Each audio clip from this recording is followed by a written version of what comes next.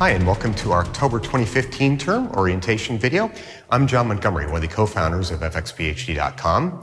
Now, this video highlights the 11 new courses we have on offer this term. I just want to point out we have a full lineup of other courses on offer as well. In fact, over 100 previous courses that we've run. And just because they're previous courses doesn't mean that they're not great. In fact, we hand select these courses based upon feedback from our members. They're courses that got a great response from our members in the past, and we're really happy to have them on offer again. So be sure to check out that full lineup. You can find it at fxphd.com/courses. Now I'm going to toss things over to my friend Mike, who's going to highlight our first new course. It involves some really killer motion control work. Absolutely, John. Well, right now, of course, we'd normally show you some really cool stuff from Victor Perez about his amazing 300-level new course.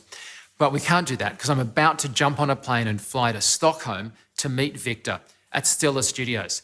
Now, Patrick and the crew at Stiller are big fans of ours. We're huge fans of theirs, and they've invited us over to shoot this amazing high-speed skateboarding spot that we actually prevised last semester. Now, I'll probably repeat it this semester if you missed out.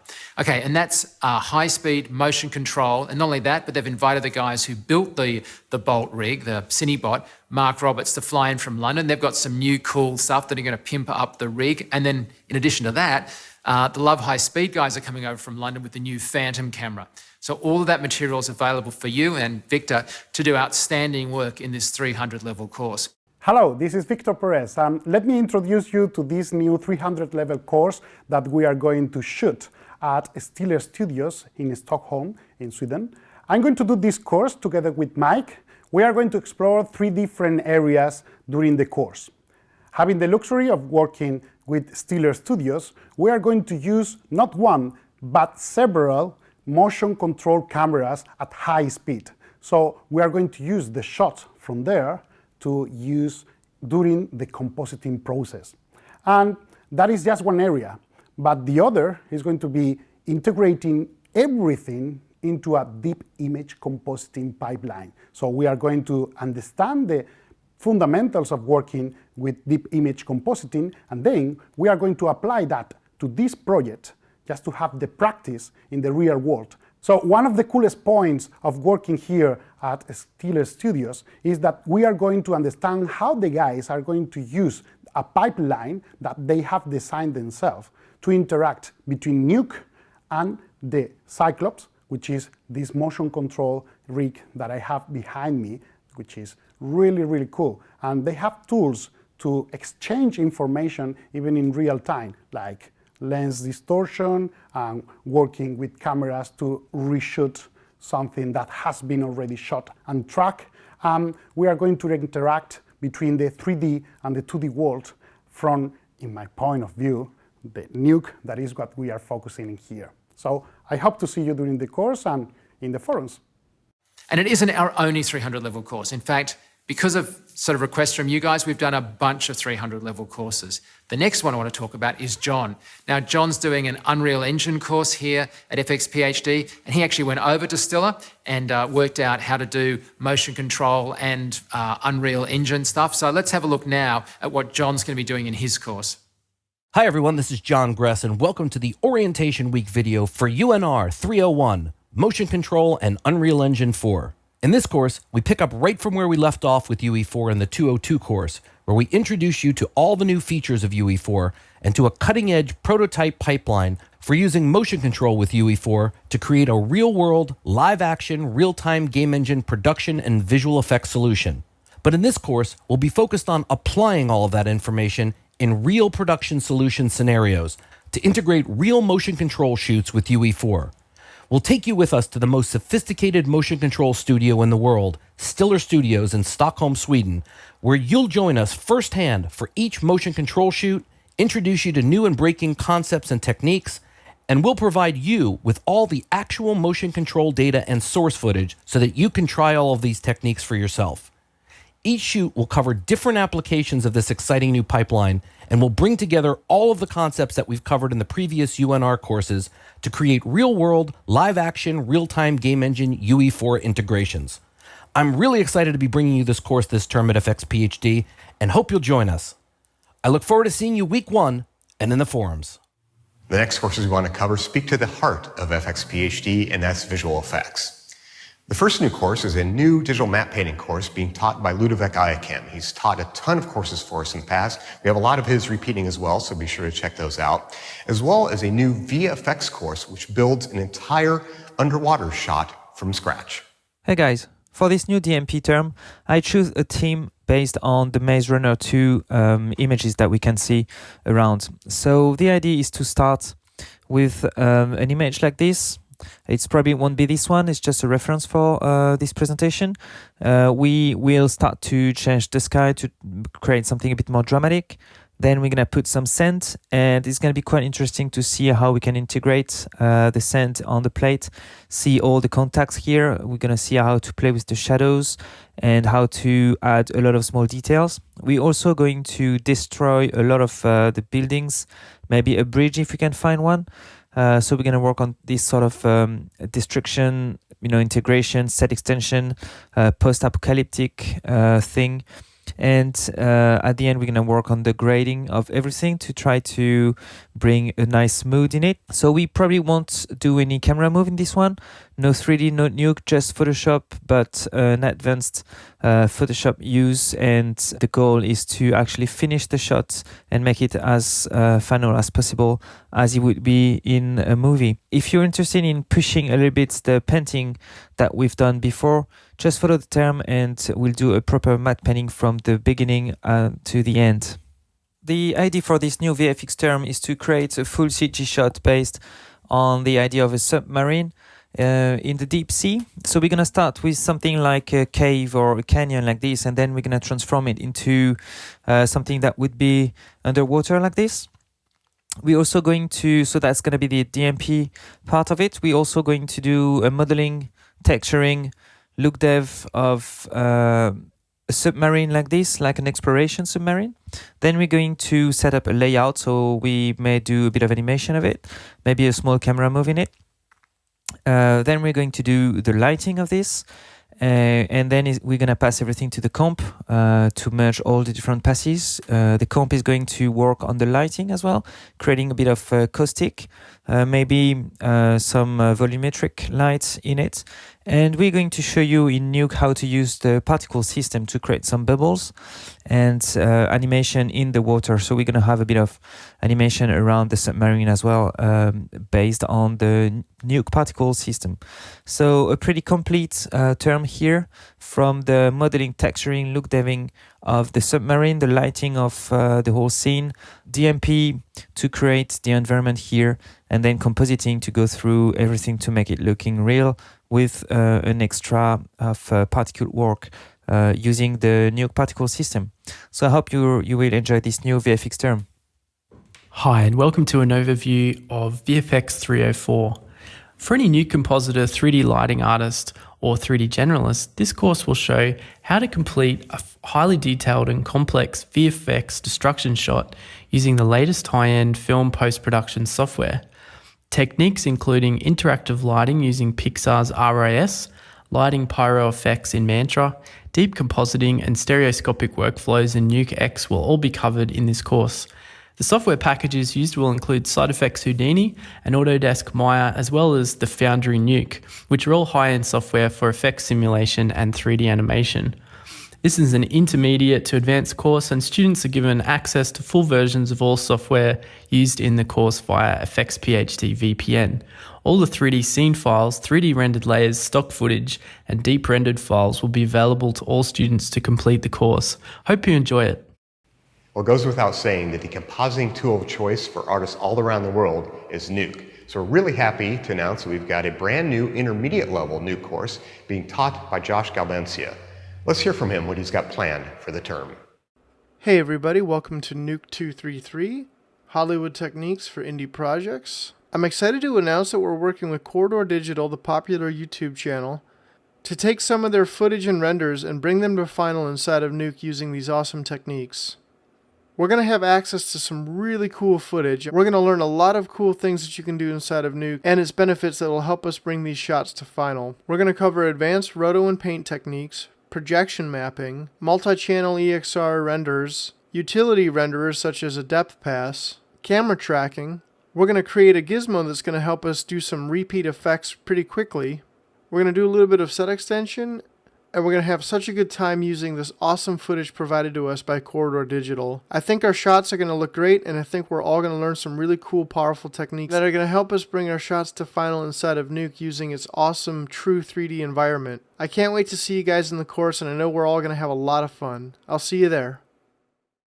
So Matt Leonard is coming back to do a Maya Foundation course in simulation and effects, which you might have guessed, is going to tie into that amazing motion control shoot we'll be doing in Sweden. So we'll be producing a bunch of things, but in addition to that, some stuff that can actually feed in if you're doing that 300 level Nuke course. Now, even if you're not doing that course, of course, the stuff to do with effects and simulation work is absolutely the sort of core at what tends to add production value to shots these days. I'll let Matt tell you about it. Our new Maya course is the next in our Maya Foundations series, covering simulation and effects. Our classes are going to be broken down into a number of key areas, including end particles, rigid and soft body dynamics, end cloth, bullet physics, end hair and fur, X-Gen, fluids, and of course, Bifrost. We'll be drawing on real-world examples, examining some white papers, and digging deep into the software of today's VFX artists. In the middle of the course, we're going to be helping out on a very special fxphd production, working alongside another course and professor. The course is aimed at anyone interested in effects and simulation work, and we'll be using Maya 2016, of course, as the backbone to everything we do, covering the software to a more in-depth level than ever before. Alongside Maya, we'll be using RenderMan, Mental Ray, and Hardware 2.0 as our main renderers, and Nuke, of course, for basic compositing. This is going to be an excellent course for anyone who knows Maya already but wants to expand their knowledge, or someone just starting out in the software. With that, let me pass you back to Mike and John. So that's the 224 Maya course. We've also got two other Maya courses, 225 and 226. 225 is looking at texturing. And we'll actually be picking up on the kind of Mad Max truck from last term and actually doing a texturing course on that. And we're also in the 226 course going to be looking at how to take Maya and do look dev with some really cool assets, but we'll be taking that into Arnold and that interface to take really good look dev through to Arnold renders. Hi everyone, my name is Alban and I welcome you to MYA 225, Technical and Artistic Aspects of Texturing. For this course, we'll have a look at a very high-end model, a truck directly inspired from the war rig featured in the latest Mad Max movie, The Fury Road. The course will start with UV preparation and model check in Maya. From there, we'll export the model into Mari, where we'll have a look first at references and artistic inspirations based on which we'll take the decisions on how to texture this thing. Some of the references will include real-life road trains and damaged vehicles to take some of the looks that we want to apply to the vehicle. From there, we'll start with a base texturing for an undamaged, fairly newly looking truck that has seen very little action but still has a lot of mileage crossing the deserts. From there, we'll build up damages and weathering up, including grime, rust, scratches, and the different passes that will build up over time. The damaged and very weathered look that we aim to give to the truck as it's going through more and more action through the movie. I really hope that you will join us, and I hope to see you on week 0 and on the forums. Hi, and welcome to Maya 226. On this term, during 10 classes, we're going to see how to create these images from scratch. We're going to use this model in CG and how to integrate it with this background image. In terms of lighting, we're going to use an HDRI provided from hdrlab.com. It's called Helipad Night A. This HDRI is very, very useful for us for night shots to integrate the bad girls in the rooftop.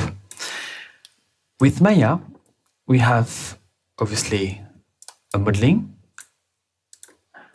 with different UDIM. We're going to see how to create different shaders, different lighting around to light it, how to organize our scene in Maya, different shaders and shading networks with the textures, how to modify everything, how to doing some camera projection as well. and obviously few passes and AOVs to generate the images and comp in Nuke. In Nuke, we're gonna use it for modify our HDRIs and camera mapping. At the end, we comp quickly in Nuke to see how to get these results. Hope you will enjoy. See you soon. Our Cinema 4D courses have always been incredibly popular at fxphd, and we think this term will be no exception. In fact, we have 2 new courses this term. The first is an intermediate level course covering motion graphics design, and that's being taught by Tim Clapham, one of our member favorites.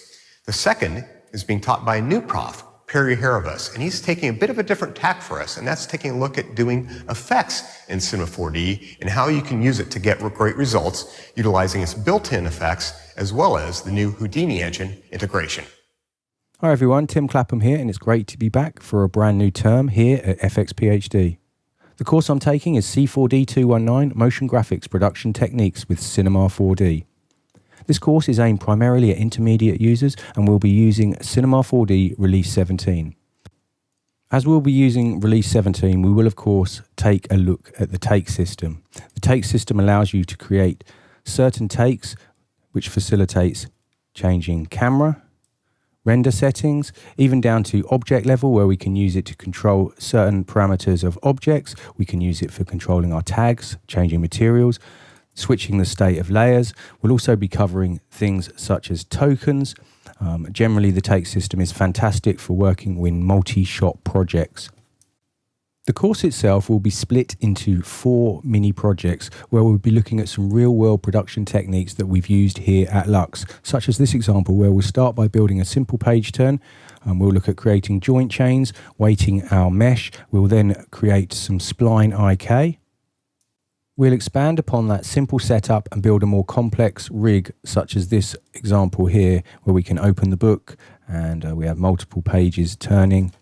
And we'll build this using joints, deformers, pose morph, and we'll link it all together with Espresso so that we have a whole bunch of user data. And this will allow us to actually control our various joint trains and the spline IK to give us the ultimate amount of control over each page and how it turns. The book rig will comprise 2 weeks of the course, and the other projects that we'll be working on over the remaining weeks will include building some infographics where we'll look at using Espresso to facilitate lots of repetitive tasks and make our day-to-day work much easier. And finally, we'll end up creating a sports ID from concept through to completion, where we'll be working with many of Cinema features, including elements such as MoGraph, working with things like reflectance. And of course, throughout the whole course, we'll be focusing on workflow and making our day-to-day production work as productive as possible. So thanks for watching, and I hope to see you on the forums. Hi, I'm Perry Horovis, and I am really excited to be talking to you about this course that I'm teaching at fxphd this semester. It is really going to be a lot of fun. First of all, the subject matter, how could you beat it? It is Raiders of the Lost Ark, and specifically Raiders of the Lost Ark, the adaptation. I did 70 visual effects shots for this film. It premiered at the South by Southwest Film Festival and is part of a documentary called Raiders, the making of the greatest fan film ever. And it is a really difficult shot that we're going to break down into all of its elements. We have to track the shot. We have to do quite a lot of roto. There was no green or blue screen. We have to do fluid simulations. And we're going to be utilizing primarily 3 different applications. One of them is Cinema 4D. We're going to be using Arnold to render. And we're going to be using Arnold to render because it's an amazing renderer for volumetric rendering. It does it blazingly fast and gives you quite a lot of artistic control. And we're going to talk about how you get sort of an art-directed fire out of just a simulation that is a physically accurate simulation to the degree that you're able to get, but you want to give it some sort of color style so that it looks a specific way. We're going to talk about how you achieve that using Arnold and the tools that it has, and specifically in Cinema 4D. We're also going to be talking about the tools that we have in Houdini to create the fluid simulations and the fire. And we're going to be combining the two using camera tracking in Cinema 4D, which came out in release 16, and in release 17 it's gotten even better. And we're going to be really going sort of in depth on how you do things like adjusting the camera and the rotation of the camera and getting the best track possible.